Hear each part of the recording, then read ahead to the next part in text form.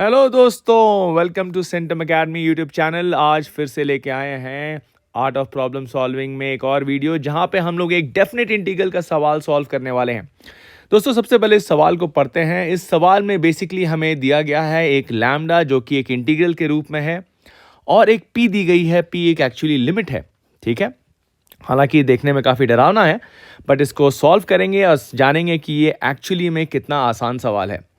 तो दोस्तों, यहाँ पे हमें निकालना है प्रॉब्लम में एल एन पी की वैल्यू। एल एन पी निकालना है हमें यहाँ पे। तो हमारा प्रॉब्लम स्टेटमेंट है एल एन पी, और अगर आप ऑप्शंस देखेंगे तो हमारे ऑप्शंस लैम्डा के टर्म में ही हैं। इसका क्या मतलब है? इसका ये मतलब है कि लैम्डा हमें नहीं निकालना। बहुत बच्चे क्या करते हैं, जैसे ही देखते हैं लैम्डा को वो लैम्डा निकालने में लग जाते हैं। नहीं, लैम्डा के टर्म्स में ही आंसर लिखना है, तो लैम्डा निकालने की जरूरत बिल्कुल भी नहीं है। तो इस प्रॉब्लम में एक लिमिट है जहां पे हमें दिख रहा है कि there are something in terms of R. और जब भी हम ऐसा कुछ देखते हैं और इंटीग्रेशन है इन्वॉल्व, तो बेसिकली दिमाग में क्या सवाल आता है? दिमाग में सवाल आता है कि क्या ये रीमान सम से बन सकता है? रीमान सम क्या होता है दोस्तों? Riemann sum is basically nothing but breaking the area between the curve and the X axis into thin rectangular strips. और उस रीमान सम का अगर हम लिमिटिंग केस लेते हैं तो वहां पे डेफिनेट इंटीग्रल का इस्तेमाल करते हैं। So the limiting case of Riemann sum, जब हम लिमिटिंग केस लेते हैं जहां पे नंबर ऑफ रेक्टेंगल्स काफ़ी ज़्यादा हम लोग एज्यूम करते हैं, इनफाइनाइटली मैनी एज्यूम करते हैं, तब वहां पे यूज़ होता है हमारा डेफिनेट इंटीग्रल्स का कंसेप्ट, ठीक है। तो जो सीरियस जेईई एस्पिरेंट हैं उन्हें ये बात मालूम होगी कि हम लोग लिमिट ऑफ ए सम को डेफिनेट इंटीग्रल्स के रूप में भी लिख सकते हैं। तो आइए देखते हैं कि ये सवाल उस अंदाज में कैसे सॉल्व होता है। तो सबसे पहले यहाँ पे हम उस p को सिंप्लीफाइड कर देते हैं, क्योंकि यहाँ पे ये काफ़ी डरावनी सिंबल्स में लिखा है। बिग पाई का मतलब होता है कंटिन्यूड प्रोडक्ट। तो उसको अगर हम लोग आसान से भाषा में लिखें तो इस चीज़ को हम लोग लिख सकते हैं n cube plus one cube कह सकते हैं, divided by n cube plus 2 cube divided by n cube, और ये बेसिकली कंटिन्यूड होता है n cube plus n cube divided by n cube, ठीक है। तो हम लोगों ने n to the power 3n को ब्रेक कर लिया n पार्ट्स में, और ईच पार्ट हो गया आपका n क्यूब, और इस पूरे के ऊपर हमारा पावर लगा हुआ है 1/n, और हमारी n जा रही है इन्फिनिटी की ओर, ठीक है। तो अगर हम यहां पे log डाल दें, चलिए log लेते हैं, natural base, log to the base e, इसको ln भी कहा जाता है। तो क्या होगा दोस्तों, log क्या करेगा? log क्योंकि ये कंटिन्यूअस फंक्शन है, ये डायरेक्टली फंक्शन के ऊपर लग जाता है, ठीक है। आपने अलजेब्रा ऑफ लिमिट्स में देखा ही होगा, कॉम्पोजिट फंक्शन के केस में अगर आपका कॉम्पोजिट फंक्शन का आउटर फंक्शन log है तो वो डायरेक्टली अंदर घुस के आ जाता है, और जब वो अंदर घुस के आ जाता है तो ये हो जाएगा ln of this whole thing, ठीक है। चलिए मैं इसको वापस से लिख देता हूं, डॉट डॉट डॉट,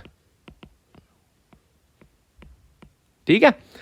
अब log की एक प्रॉपर्टी होती है कि log अपने पावर को सामने ले लेता है, मतलब पावर उसके आगे आ जाता है। तो log प्रॉपर्टी के हिसाब से ये बन जाएगा 1/n ln ऑफ, और हाँ, यहाँ पे एक और प्रॉपर्टी मेरे दिमाग में आ रही है कि log a b is equal to log a plus log b कर सकते हैं।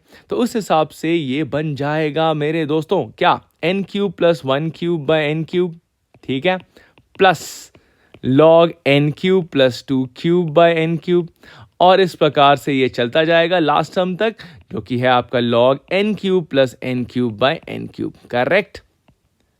ओके, अब हम लोग क्या करेंगे? अब हम लोग यहाँ पे एक समेशन सिंबल का इस्तेमाल करेंगे ताकि ये देखने में थोड़ा सा छोटा भी लगे। तो this is 1/n summation of ln of n cube plus r cube by n cube, ठीक है। r कहां से कहां जाएगा? r जाएगा 1 से लेके n तक। तो दोस्तों, यहां पे अब हमें क्या करना पड़ेगा? यहां पे हमें अब अपना रीमान सम के नॉलेज का इस्तेमाल करना पड़ेगा। अब देखिए यहाँ पे 1/n ln 1 plus r cube by n cube होके आ रहा है, ठीक है। तो अगर हम इस टर्म को अगर हम लोग tr मानते हैं तो आपको ये मालूम ही होगा कि रीमान सम में हम लोग tr को कैसे लिखने की कोशिश करते हैं, 1/n into a function of r/n, right. 1/n तो ऑलरेडी यहां पे मौजूद है, और ये भी function of r by n है। ठीक है, तो बल्ले बल्ले हो गई हमारी। तो अब हम लोग यहाँ क्या करेंगे, यहाँ पे 1 बाय n को रिप्लेस करेंगे dx से, और जहाँ भी r बाय n है उसको रिप्लेस करेंगे x से, और समेशन सिंबल को रिप्लेस करेंगे इंटीग्रल सिंबल से। समेशन सिंबल को रिप्लेस करेंगे इंटीग्रल सिंबल से। और देखिए समेशन कहाँ से कहाँ जा रहा है, समेशन जा रहा है 1 से लेके n तक, करेक्ट। तो अगर आप r की वैल्यू 1 रखते हैं यहाँ पे तो x हो जाएगा 1 बाय n, और n क्योंकि बहुत बड़ा नंबर है आपका लोअर लिमिट बन जाएगा 0, 1 by n, n tending to infinity is 0, and when r is equal to n, n by n हो जाएगा 1, करेक्ट। तो चलिए आइए इस रिप्लेसमेंट को यहाँ पे हम लोग करते हैं। तो जो हमारा ln p वाला एक्सप्रेशन है वो बन जाएगा integral from 0 to 1 ln of 1 plus x cube dx। चलिए ln p तो हमारा आ गया, बट ये एक इंटीग्रल के टर्म में आया है। पर इस इंटीग्रल को हमें इवैल्यूएट करना है ऐसे ताकि हमारा लैम्डा टर्म अपीयर हो। अब देखिए ज़रा सा अगर आप सोचें तो लैम्डा में 1 बाय 1 प्लस एक्स क्यूब है, और यहाँ पे ln 1 प्लस एक्स क्यूब है, मतलब कहीं ना कहीं इस चीज़ का डिफ्रेंसिएशन हो रहा है दोस्तों।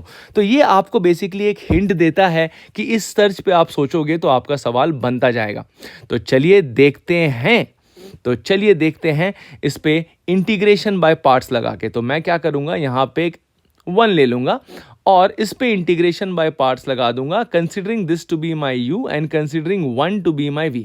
Okay, so let us apply IBP। IBP क्या है, शॉर्ट फॉर्म है किसका, इंटीग्रेशन बाय पार्ट्स का। तो चलिए आइए देखते हैं।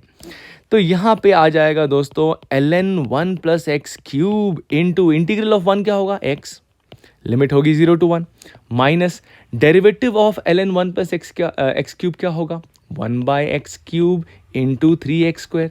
इंटीग्रेशन ऑफ 1 फिर से हमारा x है। तो ये चलिए क्या देखते हैं क्या बन के आता है।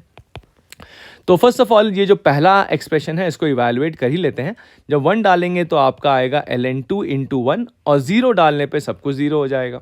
ठीक है, और यहाँ पे जो दूसरा इंटीग्रल है वो हमारे लिए इंपॉर्टेंट है। सो पहले तो 3 निकाल लेते हैं और बचता है एक्स क्यूब। ठीक है, तो एक्स क्यूब के केस में हम लोग क्या करेंगे दोस्तों, यहाँ पे +1 और -1 कर देंगे। ठीक है, इसको एक साथ रखिए। अब क्या होगा, ये बन जाएगा -3, इसको ब्रेक करने पे आएगा 0 to 1 1 dx, और 3 times 1 by x cube plus 1 और 1 प्लस एक्स क्यूब, जो भी कह लीजिए सेम चीज़ है, ये बन जाएगा ये। ठीक है, तो ये जाहिर सी बात है ये बन के आ गया आपका लैम्डा। ठीक है, चलिए ऊपर चल के देखते हैं लैम्डा यही था क्या। हाँ जी, लैम्डा यही था, integration of 1 by 1 plus x cube, integration from 0 to 1। तो आइए दोस्तों लास्ट स्टेप पे देखते हैं क्या होगा। ln 2 इंटीग्रेशन ऑफ 1 तो x हो जाएगा, 0 से 1 पे वो 1 ही रह जाएगा, और ये हो जाएगा 3 लैम्डा। सो दोस्तों ये रहा आपका डिजायर्ड रिजल्ट। आइए देखते हैं कौन सा ऑप्शन सही है। कौन सा ऑप्शन सही है, ऑप्शन नंबर बी सही है दोस्तों, ऑप्शन नंबर बी सही है। तो आपने देखा कि कैसे अगर आपके थॉट्स सुलझे हुए हैं और आपके कंसेप्ट्स बिल्कुल स्ट्रांग हैं तो एक सीमिंगली डिफिकल्ट प्रॉब्लम को आपने कितनी आसान तरीके से आपने यहाँ पे बना दिया। Okay, thank you so much for watching. Bye bye, take care and stay safe.